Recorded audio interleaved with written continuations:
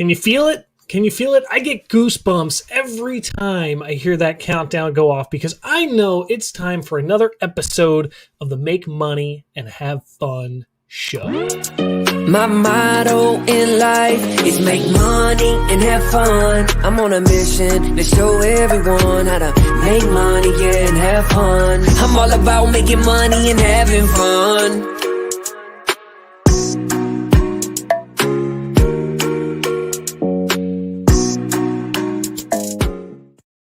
All right, you know what that music means. That means it's time to jump into it today. So this month, super ambitious month, super busy month, we are going through Author Month. And if you're loving Author Month so far, give us some thumbs up, give us some hearts. Let us know down in the comments that you're here, you're ready to rock, and you are ready to have an awesome time because we're out here making money and having fun every single day this month. And man, I've had some incredible authors on so far this month already. Yesterday, we talked to Emilio, who's running the Co-Author Network. So if you want to write the easiest book that you will ever write, reach out to Emilio. But today, I'm even more excited to be bringing on Charity Hyams to the show today. She is a super cool guest who's written an awesome book, and she is going to tell us all about it. So let's put our hands together for Miss Charity Hyams. What's going on, Charity? Everything's going on this month, but that's what you were saying before the show started. You said you were ultra busy. What do you got going on? Well, I finished my second book Nice. in December, and I've been working on a new coaching program. I have a coaching program that goes with my first book, and so I've been working on the second coaching program, which is about widows and dating, which is interesting and fun all together. Nice. That's awesome. So yeah, there's all sorts of stuff moving in the pot. Brewing in the pot. You got two books out now. And for those of you that don't know, I've actually written two books as well. So I wrote my first one when I was 21 years old. And by the way, this book is horrible, but I wrote it. It's out there. Right? We all have that experience where we look back and we're like, eesh, did I really put that video out there? Did I really write this book? What am I doing? And then I wrote my second book. It's much better. It's called The Thought Bible. It's just really a collection of blog posts that I wrote for about 4 or 5 years that I jammed them all together in between two covers, and I called it a book. And you wrote it. Yeah, exactly. So it was just a lot of fun doing that. But Charity, tell us about yourself. Who are you? What do you do? And, just give us your little background story. Well, in May of 2018, my husband of 13 years was fixing the family van, and the jack slipped, and he died that day while I tried to lift the jack back up. And at that time, I was 36, and I had a 1, 3, and 5-year-old. And so from that point, right after he died, I went to the hospital, and I was talking to his deceased body, and I said, don't worry, I'm going to figure it out. I'm going to live on for the kids. I will figure it out. Everything's going to be okay.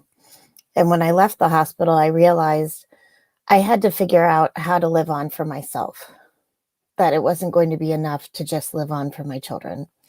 And so that's where my first book came from, because in my first year, I read everything I could get my hands on about grief, solo parenting, any spirituality, any topic that I thought could help me rebuild my life. And the second year, I decided to write it all in a book for any other widows with young children that needed help finding their way. And then my second book, The Widow's Guide to Dating, was literally my journey after that, where I started dating again and realized how many things I knew were holding me back personally from becoming my best self and being able to put out there what I wanted and needed in a relationship. And so then I wrote all of that down, and here we are. It's really an inspirational story. I remember you mentioned this when we did our little show reel of Authors Month and that kind of stuff. And really, it's amazing that you were able to take this moment of just sheer trauma and turn it into a story that you can share with other people. What kind of response have you gotten from other widows because of this book that you put out into the world? How's that been going? Well, it just gives it gives widows a guidebook to feel heard and seen and not alone and not crazy, because a lot of the symptoms of grief are things that would make you feel crazy. And so it's an encouragement, number one, and then it's also something to inspire them to realize that they still are alive.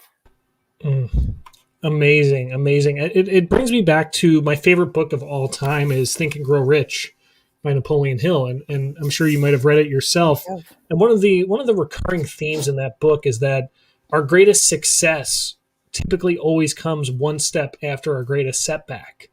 And so you basically have become that beacon of hope for other widows out there, and other people out there who are facing severe setbacks, and just looking at it from a perspective of how can I continue on from here? How can I grow? How can I continue doing whatever it is I'm meant to do at this point?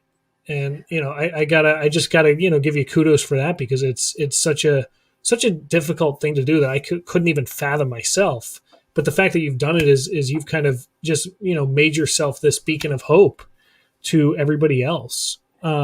I guess what kind of impact has it given to you to kind of step out of that and write both of these books and inspire all of these people now?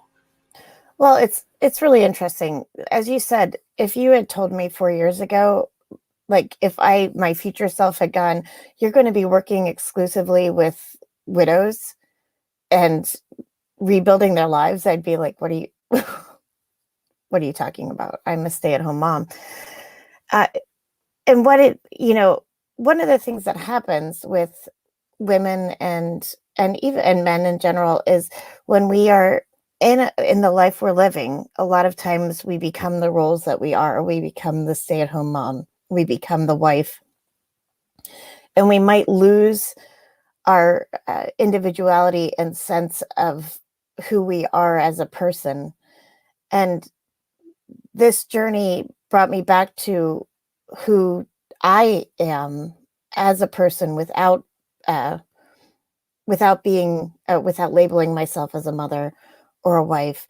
And then it helps me to develop other people. It helps me to inspire other people to find themselves and realize that, yes, I went through this horrible thing. I'm still on this grief journey. I'm going to bring my loved one with me, but I'm going to be myself, and I'm going to realize that I am worth living for and I'm worth living on. And it's just, you're right, helping others and reaching out to others is going to be the most fulfilling thing that you can do, is using your own experience and being there for others and leading others into a better place. Absolutely. It's one of the reasons why I do this show. For me, I've always felt compelled my whole life that everything that I learned, I want to share it with the world. I want to give it all away. That's why I wrote my first book. That's why I wrote my second book. That's why I have my third book coming out in a few months. That's why I do this show. That's why I created a YouTube channel and just doing everything that I can to basically give back everything that I've absorbed, everything that I've, taken in. I want to give that back to the world. And it's amazing. Like I said, I can't, say it enough. Your story is just an inspiration to so many people. But let's roll it back, dial it back a second here. And I want to talk to all of the people out there that are watching who are the aspiring author, the person who's in that place where they want to write a book, but they never have before. And we've had, I asked this question all month to all of our authors, and a lot of them talk about ghostwriting and publishing versus self-publishing and those sorts of things. I imagine that your story is a little bit different, but what kind of advice would you give to somebody who's in that space where they want to write a book, but they never have yet? Well, the first thing I would say is, especially, both of my books come from the heart. and it sounds like yours did Mm. too. And starting in the place where if you have a message to give the world, I think one of the biggest hurdles that people face is that message good enough? And I would say always yes, because if uh, spirit or whatever you want to call the greater good, the greater being, nature, whatever you subscribe to, if that is giving you the nudge to pass something on, then that is going to be a gift to someone else, and it's going to be a gift to you to give it. So I think that's where you start is talking your self-doubt talk down enough to be like, okay, I do have something to write. And then realizing that the start of it is always putting your words to paper or typing, nowadays, but just I love that. taking that first step. Yeah, I love that. That's really. I read a book when I was in my writing phase for my first book that I was writing that said you always write for the same person, and that's yourself. And so, like you said, when you figure out what it is you want to share and you write it from the heart, you you almost develop, I feel like, a sense of obligation at that point, or responsibility to give this to somebody. When you kind of realize that, yes, I have a story, yes, I have something coming from my heart, my message is always good enough, which was, a huge thing that you said in there. I even have the quote right here that I wrote down for us, that you at that point, I believe, step into a role of having the responsibility of giving that to the world, of sharing that with the world at that point. What about the post writing process? So this is where I think a lot of people get in their own way, where they're like, do I publish it? Do I self publish it? Do I, hand it out to a couple of friends? Do I try to bind it myself? Do I get a printing press in my basement? Like, what do I do there? Right? People always, they put up more obstacles than are typically there for themselves, at least is what I find. Mhm. What would you say about that end of it? Is it as hard or as scary as people think, or just kind of what's your opinion on that end? Excuse me, Arnold. Excuse me. Mhm.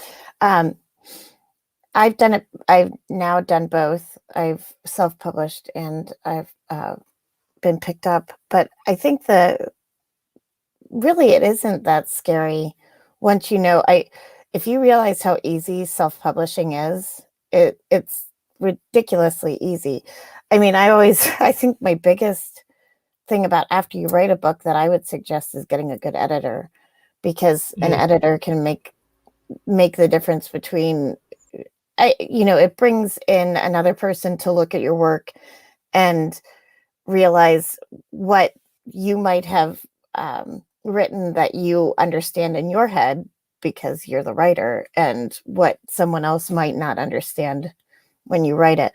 But the self-publishing part is extremely easy. It's finding someone to put it into KDP format and Right. slapping it on Amazon. Yeah. But I mean, I But- think the biggest step people miss sometimes is the editor.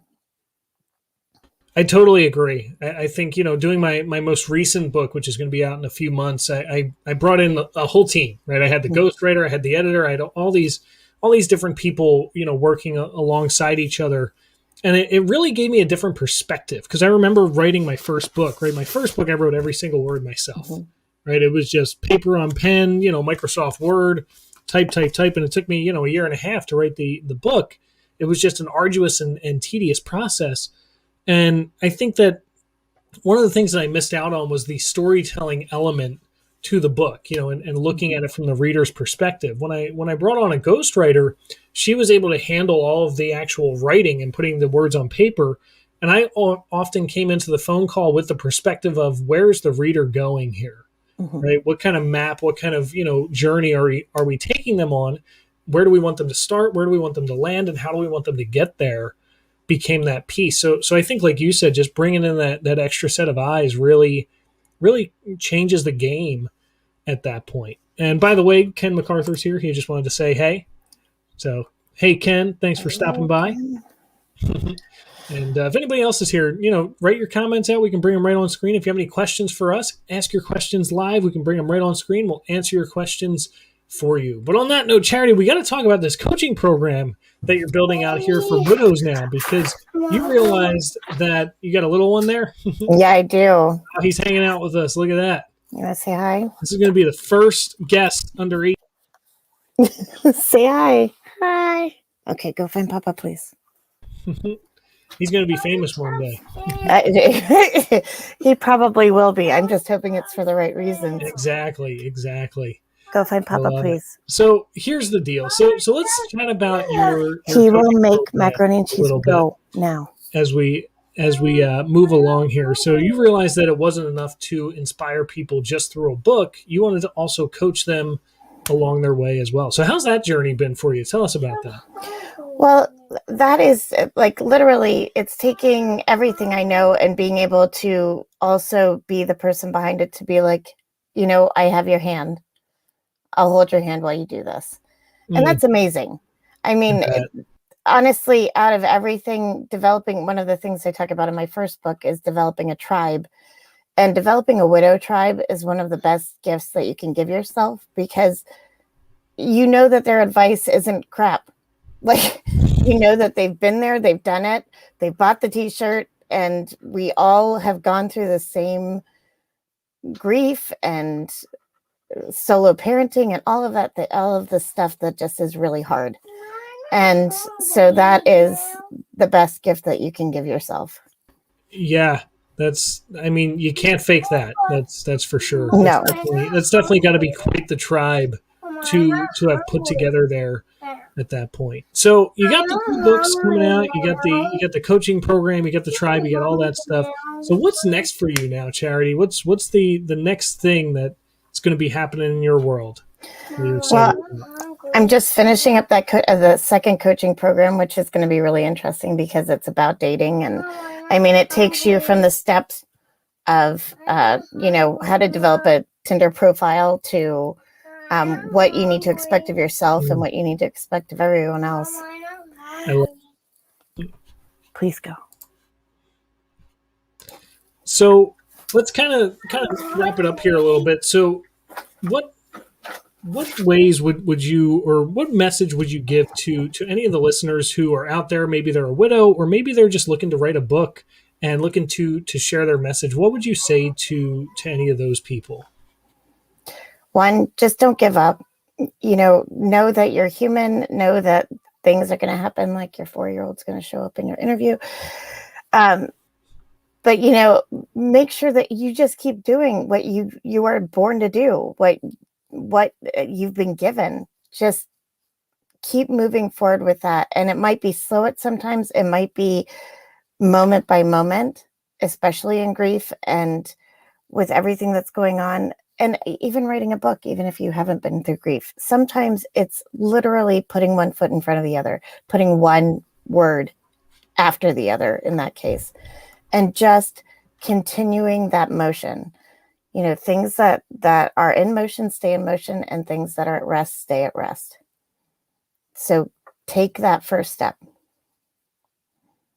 I love that. I'm just writing out this quote here. Put one word in front of the other. I think that's really the thing that got me through writing my first book. And really every book or every endeavor that I've done is just waking up every morning and putting a little motion towards it. Like you said, I think that's some of the greatest advice out there. It's usually the simplest things that are the most impactful, right?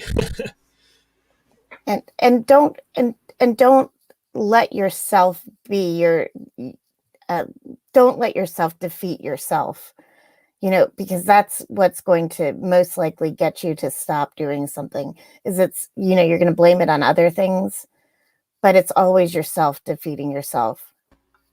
Exactly. For the most part, I think that the majority of our suffering is largely self-inflicted, and that's just human being human. I talked about this in my mastermind 2 nights ago to all my guys in there, and I said the problem is that we're not threatened by getting eaten by an animal anymore. So we need to create our own stress in life, in order to kind of balance that out, because we don't hunt anymore. We're not out in the wild or anything like that.